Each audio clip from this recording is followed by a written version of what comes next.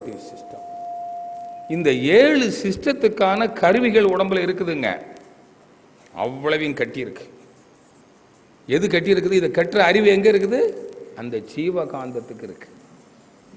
அப்படியானால் அந்த ஜீவகாந்தத்தில் இருக்கிற அறிவுதான் தெய்வம். அந்த ஜீவகாந்தத்துக்கு இந்த உடலை இயக்குகிற சக்தி இருக்கிறது. இப்ப இருதயம் இருக்குது, அப்படியே அசையுது. டப் லப் டப் லப் டப் லப் டப் லப் டப் லப் டப் லப் டப். எங்க நீங்க கையை எப்படி அசைச்சிக்கிட்டு இருங்க பார்க்கலாம். எனக்கு 61 வயசாச்சு. அசைச்சிட்டு இருக்க முடியுமா? இங்க அசையுது. எவ்வளவு பெரிய சக்தி! ஒரு நாளைக்கு எத்தனையோ டன்னு பிளட்டை பம்ப் பண்ணுதுன்னு சயின்ஸ்ல சொல்றாங்களே. இந்த சக்தி வயிற்றில் கட்டப்பட்ட குழந்தையை அந்த சக்தி தான் தாய் கருப்பையை விட்டு வெளியிலே கொண்டு வருகிறது. அந்த ஒரு ஆற்றல்,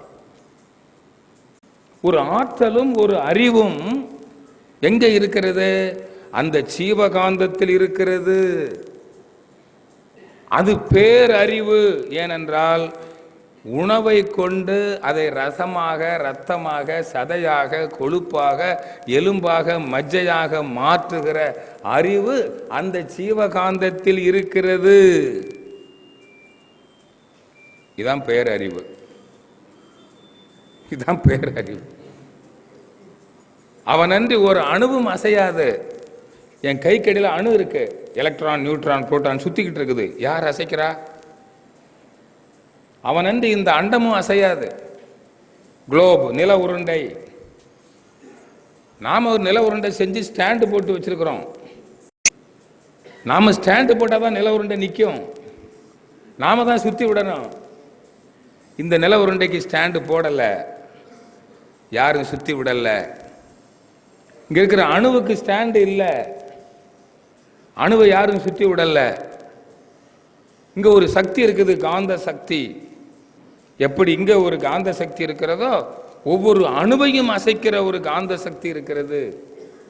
இந்த இருதயம் அசைவு நின்றுவிடும், கை அசை நின்றுவிடும். ஆனால் இந்த உடல் சடலம், பிணம்ங்கிற நிலைக்கு வந்த பிறகு இந்த உடலில் இருக்கிற ஒவ்வொரு அணுவும் அசையும், ஒவ்வொரு எலக்ட்ரானும் அசையும், நியூட்ரானும் அசையும். அதை அசைப்பதுதான் பரமாத்மா. நல்ல கவனி. பரம ஆத்மாதான் ஜீவனிலும் ஆத்மாவாக இருக்கிறது. பகவத்கீதை அற்புதமாக சொல்லுகிறது. இங்கே வந்திருப்பவர்களில் பலர் இந்துக்கள் என்று நம்புகிறேன். நிறைய பேர் படிச்சிருக்க மாட்டாங்க. நிறைய பேர் வீட்டில் பகவத்கீதையே இல்லை. இங்கே ஒரு பையன் சொன்னான், ஐயா நான் பகவத்கீதை வாங்கிக்கிட்டு வந்தேன், வீட்டில் கொண்டு வச்சிருந்தேன். இங்கே மாமியார் வீட்டில் பகவத்கீதை வைக்கப்படாதுன்னு சொல்லிட்டாங்க, கோயிலில் கொண்டு வச்சுட்டேன்னாரு. ஏனுங்க? என்ன வீட்டில் வச்சா சண்டை வரும்னு சொல்லிட்டாங்க. நிறைய பேர் மகாபாரத ராமாயணத்தை வீட்டில் வச்சா சண்டை வரும், வீட்டுக்கு ஆகாதுன்னே சொல்றான். ஒரு கிறிஸ்தவர் பைபிள் வீட்டில் இருந்தால் ஆகாதுன்னு சொல்லுவாங்களான்னு எனக்கு தெரியல. ஒரு குரான் வீட்டில் இருந்தால் ஆகாதுன்னு சொல்லுவாங்களா? ஏதோ ஒரு அறியாமை இருக்கிறது. நீங்க தான் சிந்திக்கணும். அந்த பகவத்கீதையில நான் சொன்னது இருக்கு. பகவத்கீதை நம் வாழ்க்கைக்கு வழிகாட்டி. கிறிஸ்தவர்களுக்கு பைபிள் வழிகாட்டி, இஸ்லாமியர்களுக்கு திருக்குரான் வழிகாட்டி, இந்துக்களுக்கு சதுர் வேதங்கள், உபனிஷத்துக்கள் வழிகாட்டி, அதனுடைய ஒரு சாரமாக வந்திருக்கிற பகவத்கீதையும் வழிகாட்டி தான். ஆனால் அதை கூட சில வீர சைவர்கள் அதை வைஷ்ணவ நூல் என்று அதை படிப்பதில்லை என்று நான் அறிகிறேன். ரொம்ப சிக்கலான சமாச்சாரம். சரி, சிவஞான போதமாவது படிக்கலாமல்ல? மெய்கண்டார்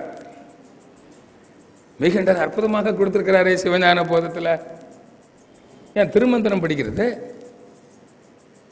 புரியல? ரொம்ப கஷ்டம்.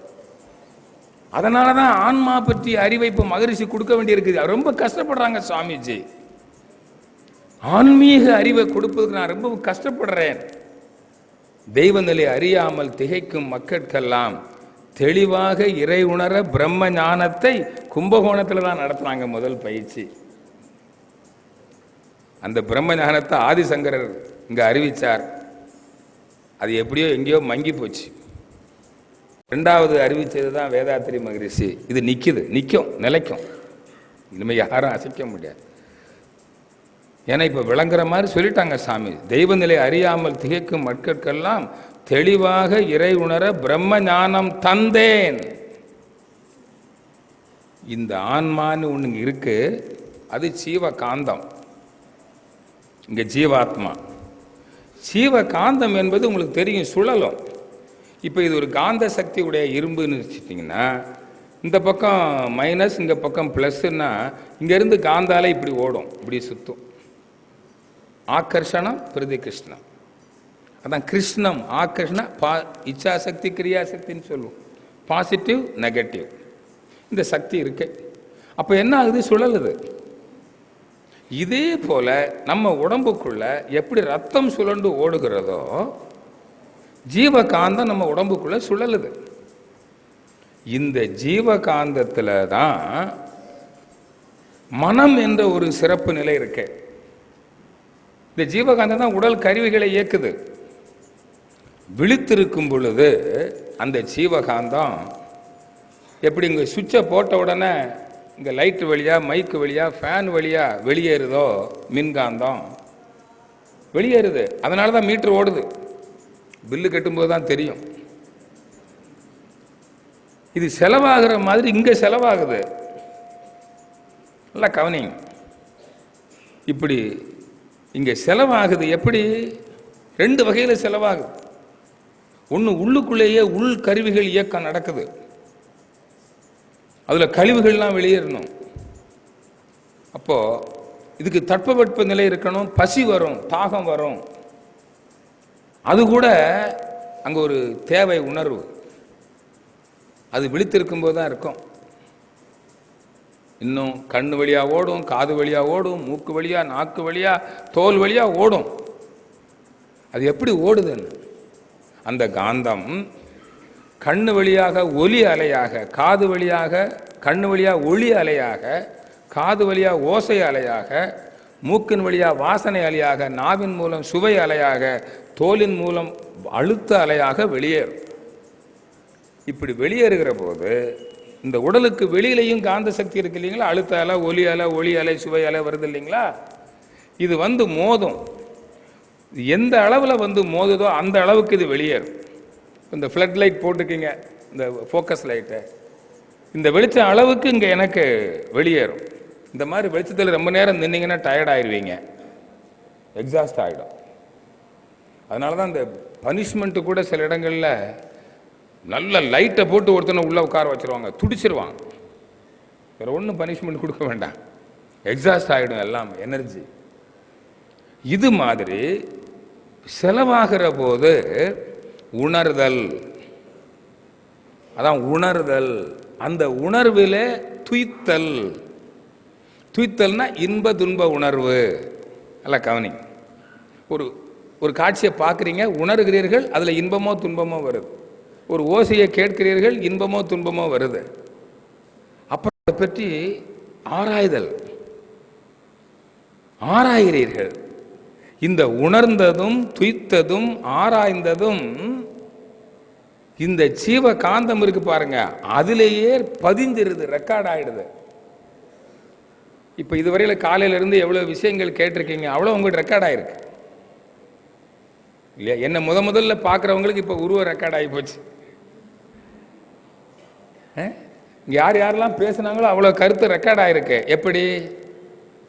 இங்கே நான் பேசுறது இங்கே கேசட்டில் ரெக்கார்ட் ஆகுது, சிடியில் ரெக்கார்ட் ஆகுது.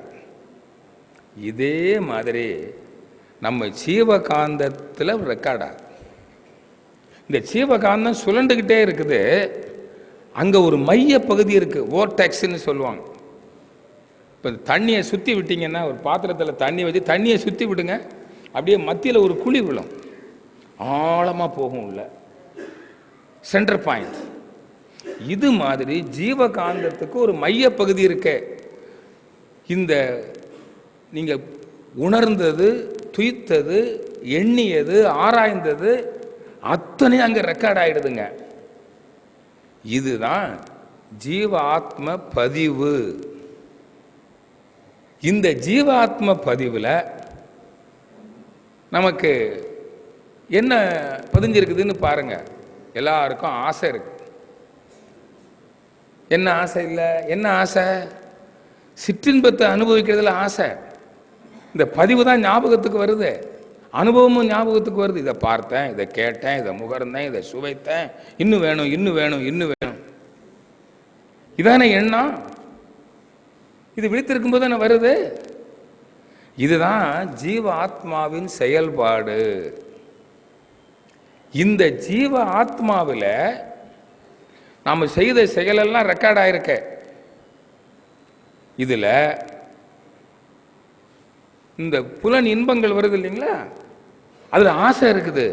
அது இன்னும் வேணும், இன்னும் வேணும்னு மயங்கு, அளவு முறை மீறுது. முதல்ல இன்பமா இருக்குது, அதுல அளவு முறை மீறுது, அதுல துன்பம் வந்துடுது. ஒன்று உடம்பு கெடுது, இல்லைன்னா மனதில் நிறைவு இல்லை, இன்னும் வேணும் ஆசை. ஆசை தடைப்படுகிற போது கோபம் வருது. அந்த ஆசை தான் கடும்பற்றா மாறுது. இந்த ஆசை தான் முறையற்ற பால் கவர்ச்சி ஆகுது. இந்த என்ன ஆசை? புலனின்ப ஆசை, சிற்றின்ப ஆசை. இதான் மாயைன்னு சொன்னாங்க. இதுல தான் யாருக்கு இன்னொருத்தரை விட நமக்கு இந்த புலனின்பத்தை அனுபவிக்கிறதுக்கு வாய்ப்பு அதிகமாக கிடைச்சிருந்தா, என்னிடம் பொருள் அதிகமாக இருந்தா, புகழ் அதிகாரம் அதிகமாக இருந்தா நான் நல்லா அனுபவிக்கிறேன். என்னை விட ஒருத்தர் நல்லா இருந்தாருன்னா அவரை உயர்வாகவும் என்னை தாழ்வாகவும் நான் கருதி விடுகிறேன். அல்லது இன்னொருத்தரை விட எனக்கு உயர்வாக இருந்தால் நான் உயர்வாக நினைக்கிறேன். இதான் உயர்வு தாழ்வு மனப்பான்மை, மதம், சுப்பீரியாரிட்டி, இன்ஃபீரியாரிட்டி காம்ப்ளெக்ஸ். நம்ம நினைக்கிற மாதிரி கோபத்தை செயல்படுத்த முடியல. புலனின்பத்தை தடுத்தவங்களை, நமக்கு வேண்டிய புலனின்பத்தை யார் தடுத்தார்களோ அவர்களை துன்புறுத்தணும், அவங்களை அடிக்கணும், உடைக்கணும், அழியணும். அது வாய்ப்பு கிடைக்கிற வரையில் பொறுத்து இருக்கிறான். தனக்கு இல்லைன்னா யாராவது அவனுக்கு தீங்கு கொடுக்கணும், அவன் கெட்டு போகணும், நான் அதை பார்க்கணும். இதுதான் வஞ்சம். இந்த இதுதான் இங்க ஏற்கனவே பேசியிருக்கிறான். காம, குரோத, லோப, மோக, மதம், ஆச்சரியம்ங்கிற 6 கெட்ட குணங்கள்னு சான்ஸ்கிரிட்ல சொல்றதைத்தான் மகரிஷி பேராசை, கோபம், கடும்பற்று, முறையற்ற பால் கவர்ச்சி, உயர்வு தாழ்வு மனப்பான்மை, வஞ்சம், இந்த 6 கெட்ட குணங்களும் எங்க இருக்குது? ஆன்மாவில் இருக்கு. முதல்ல என்ன இருக்குதுங்க? மயக்கம், புலனின்ப மயக்கம், அது மாயை. இப்ப மாயைங்கிற ஒரு மயக்க அறிவு நிலை. ஏன்னா அதுக்கு காரணம் தெரியல, இன்ப துன்பத்துக்கான காரணம் தெரியல. இன்பத்தை நாடி செயல் செய்து துன்பம் வருது, துன்பத்தை போக்கணும்னு செயல் செய்து துன்பம் பெருந்துன்பம் ஆயிடுது. இன்ப துன்பம் பற்றிய அறியாமை மாயை. ஏன்னா அதுக்கு மேல சிந்திக்கல. அவங்க தேவை புலன் இன்பம் வேணும், அவ்வளவுதான். சின்ன குழந்தை மாதிரி ஏன் எதற்கு எப்படின்னு நம்ம ஆராய்ச்சி பண்ணல. இதுதான் அறிவினுடைய ஒரு நிலை, மாயை. இது ஆன்மாவில் உள்ள முதல் களங்கம். இந்த களங்கத்தை தூய்மை செய்யணும். அதான் ஆத்ம சுத்தி. மாயையிலிருந்து ஆன்மா விடுபட வேண்டும். ஆன்மீக துறையில் சொல்லியிருக்கிறாங்க. மாயைன்னா என்ன? சிலர் என்ன நினைக்கிறாங்கன்னா உலகே மாயம், இந்த உலக வாழ்க்கையை விட்டுட்டு போயிட்டா மாயையிலிருந்து விடுபடலாம். அப்போ இறந்தவங்கெல்லாம் மாயையிலிருந்து விடுபட்டதா அர்த்தமா? அப்படி இல்லை. மாயைங்கிறது மயக்கம், புலனின்ப மயக்கம். அந்த புலன் இன்பத்தின் அளவு முறை மீறி